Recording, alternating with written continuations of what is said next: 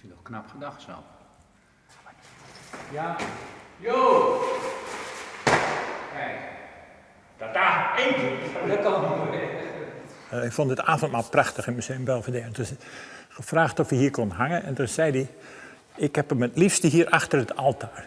Sjoerd Jansen wennen en werken in Grains en Berlijn, maar hij groeide op deze plaats in Jesterbierm.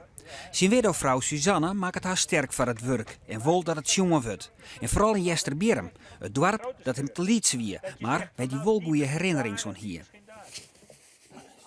Jedes Jahr, wenn wir hier seine Mutter, Mem, besucht haben, 2-mal oder 3-mal pro Jahr in den 12 Jahren, wo wir zusammen waren, sind wir auch mit dem Fitz hier hingefitzt.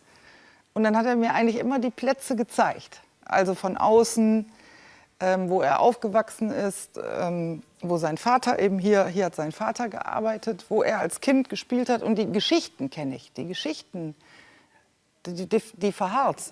Sjoerd wie een goede keeser, studeerde aan Academie Minerva in Grains en ging naar New York, werd hij op stritten libben en tekenen. En bedaar later in Berlijn.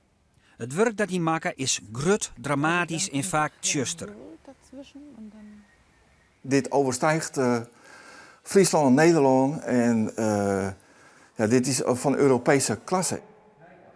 Het heeft een universele kwaliteit en deze tentoonstelling hier in Jesterbierm zag ik als een eerste stap naar Belvedere.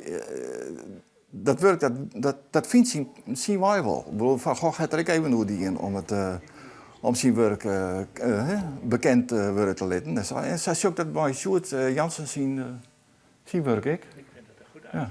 De tentoonstelling in Hervormde Kerken en in Jansens Pleats is van komende maand te zien. 2 weken lang.